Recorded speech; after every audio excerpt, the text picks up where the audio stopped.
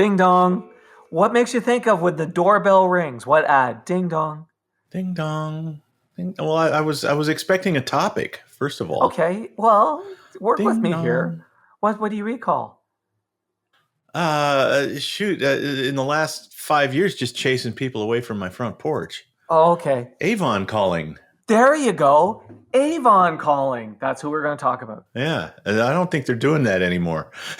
No, they aren't. But that recall is really, really interesting from the fact that you were able to remember those ads, because those Mhm. ads have not run, like, they stopped running like in the late 60s.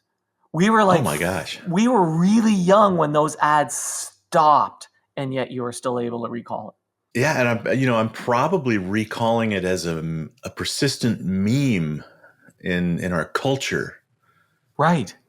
With that Avon calling, it became not it was woven into probably movies and TV and mass culture, Yes. so that for the next decade or decade and a half, it was still echoing, right? Correct. Yeah, yeah. So Wow. Okay. think about how powerful that was. So we're going to talk about origin and a little bit about Avon. I think that's a fascinating phenomenon. I'm anxious to hear the Avon story. Just it reminds me of cigarette jingles as well that ended in when they banned cigarette advertising in the mid '70s. Right. Yet for the next 20, 30 years, I mean, anybody that was alive then could still tell you Winston tastes good like a cigarette should, right? Yeah. There's so many of those. So yeah, they just become a part of us. And they're powerful enough that there's, as you said, spoofing them on The Simpsons and things along that lines. Yeah, But back to Avon. So yeah. Avon's a really old company. It was founded in 1886 by David McConnell. And today, it's still around today. They do 9 billion in sales. They have 23,000 employees. There's over 6 million, representatives of Avon, and it's still privately held by Natura Holdings out of Brazil. And to give you an idea, there are 4 Avon lipsticks sold every second. Dang, that's a Boom, lot of 4. lipstick. Boom, 4. Boom, 4. Boom, 4. Isn't that Okay. incredible? Isn't Yeah. that amazing? Avon's founder, David McConnell, started in sales back in the 1880s as a door-to-door book salesman. Hmm. And so we've heard this happen with other businesses because he then used a popular gimmick. Remember Wrigley's? Remember how Wrigley's didn't start by selling gum? The gum was the free giveaway. Mm-hmm. McConnell offered a free gift in exchange for a moment of the customer's time. So it was a gift with appointment. And guess what he gave away? Perfume. Oh, okay. Most of the customers McConnell dealt with were housewives who were home in the afternoon hours while their husband was away at work. And so he decided to work with a local pharmacy to create a fragrance that he could give away in little quantities for anybody who was willing to listen to the book pitch. But a funny thing happened. They were way more interested in the perfume than the books. Mm-hmm. So, just like Wrigley, who ditched baking powder for the gum, he ditched the books for the perfume. Here's the funny thing. He was based in New York in 1886, and he launched a line of fragrances under the name the California Perfume Company. All right. But he was in New York.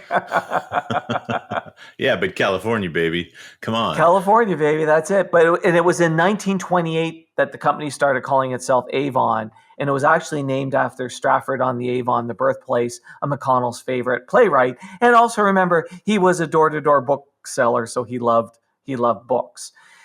And the door-to-door formula for sales, especially perfume sales, was really ideal for the time period.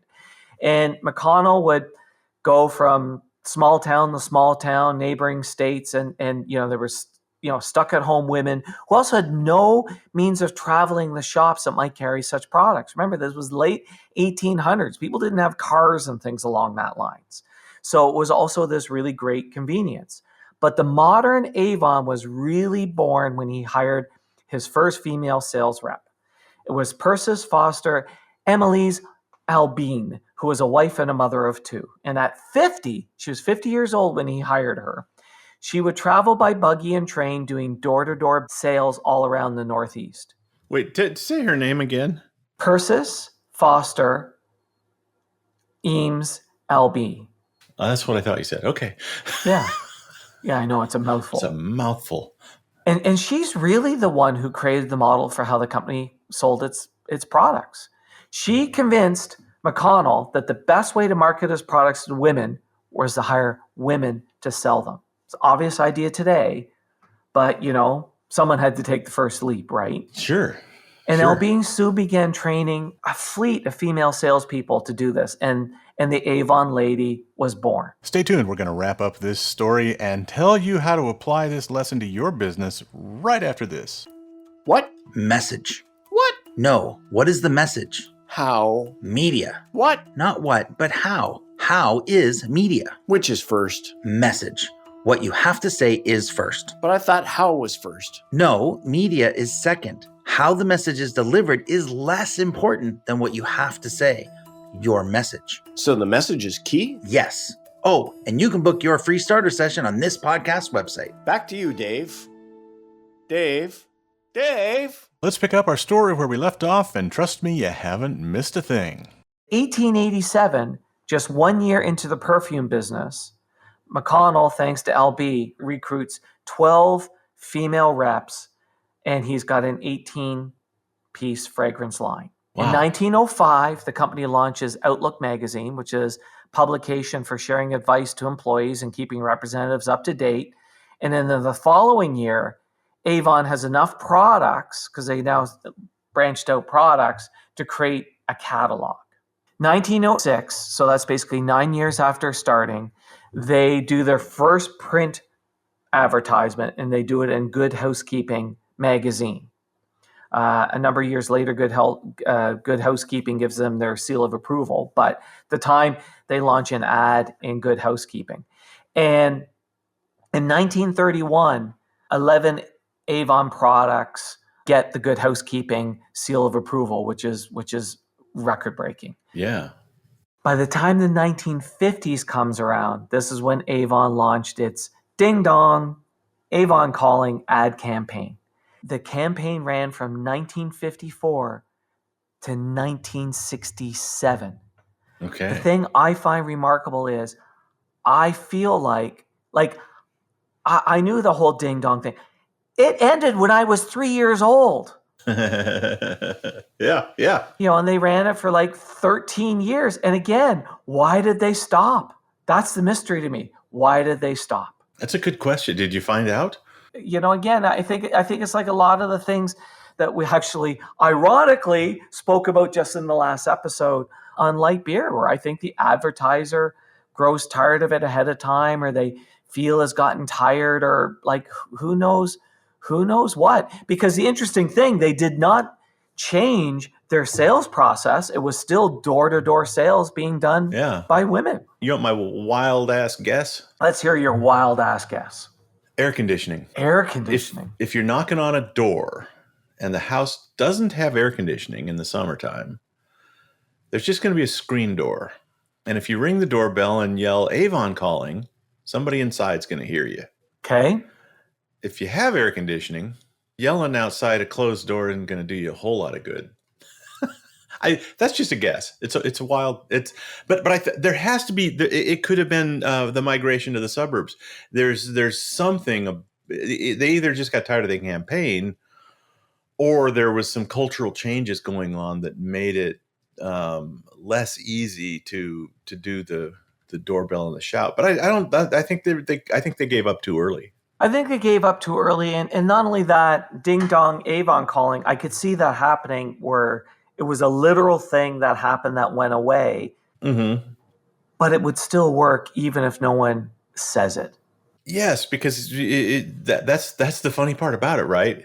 Yeah. Once they've been doing it for 13, 15 years, however long they did it, those are the two words that pop into your head anytime you hear your doorbell ring. It's a reticular activator. Yes. It's a recall cue that automatically pulls in the two words Avon Calling. So that's the biggest mistake in abandoning it. Oh yeah, because it was deeply entrenched with very high recall. And as you said, anytime you heard a doorbell ring, the brain recalled that, which meant the repetition they were getting on that campaign was just absolutely phenomenal. No, they should never have abandoned that campaign. Should never have abandoned. But here's the interesting thing that I thought. So first of all, what we know is door-to-door sales is tougher today, but there was a time where going door-to-door was actually a convenience because people were home. Like you had housewives at home. They didn't have easy transportation, so the ability to buy something from somebody who was coming to the home. Door-to-door sales was a really smart distribution methodology. Yeah. But the part that I like that Avon did, would be easy to lose sight of, is David McConnell recognized people were more interested in the perfume than the books. Oh, yeah, absolutely. And how many times do we see things where we're working with a customer and something is selling well and the customer's demanding it and people go, yeah, but that's not what we do. I'm not in the perfume business. I'm in the book business. Yeah, why won't you buy one of my books? Well, why don't you give me another vial of perfume? Right. We need to create a better thing to help us sell books rather than going, maybe we should be selling perfume. Right. And I found it really interesting that Wrigley went through the same thing. It just occurred to me that the way society shifted, it's not that I don't want people coming to my door today in 2024. It's that I want it prearranged. Right. I want to know that they're coming because I ordered something on DoorDash or from Amazon, and they've told me they're going to be here at 8:00. Today, we don't want the unsolicited door knock. Yeah.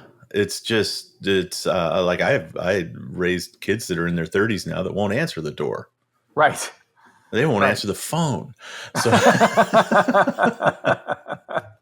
it's been fun just studying, thinking about culture and society and how things change as we dig back into these brands. And, we often talk about, word of mouth. And when people refer to word of mouth, they tend to put it just in one category, which is that, hey, I got a buddy who can take care of your air conditioning.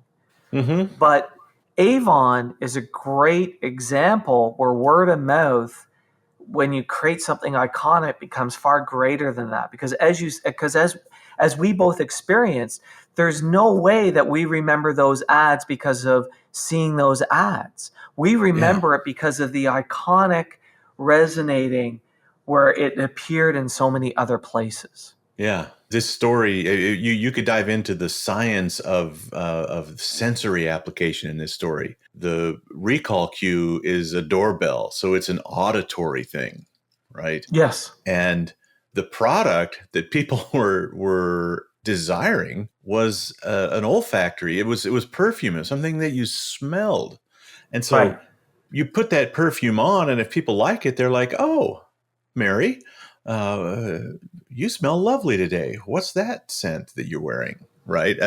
They probably didn't say it exactly that way because your name's not Mary, but but you know what I'm saying, right? Yes. It's a product that you see somebody chewing gum. You're like, "What are you eating?" "No, I'm chewing gum." "What's gum?" "It's a new thing." "Oh, you smell different than you usually do. What's with that?" "Oh, well, this guy that was selling books gave me this." Yes. And then you think about the brilliance of then tying a campaign to something that, let's face it, in those days, the doorbell rang every day with a neighbor or milk delivery or whatever. And then the doorbell rings and you have that recall cue. I was just on YouTube because I wanted to see whether there was old Avon ads on YouTube, and there is. But talking about cultural references, Dave, Edward Scissorhands, which was basically a movie from 12 years ago, had a whole scene in it with the Avon lady calling. Yeah. So as recent as a decade ago, it was still being used in popular culture. Sure. Yeah. That's how the power. Crazy is that? How crazy is that? When they gave it up, they didn't know how powerful they'd become. It's true. It's true. Yeah. You know what? If I was doing work with Avon today, I'd be like, let's revive that campaign, especially where we love retro things right now. I'd be totally doing that. Totally doing that. So if you work for Avon, give us a telephone call and we'll set up a campaign for you. Sounds great. Thanks for sharing this story, Stephen. All right. Thanks, David. Thanks for listening to the podcast. Please share us, subscribe on your favorite podcast app, and leave us a big, fat, juicy 5-star rating and review. And if you have any questions about this or any other podcast episode, email to questions@theempirebuilderspodcast.com.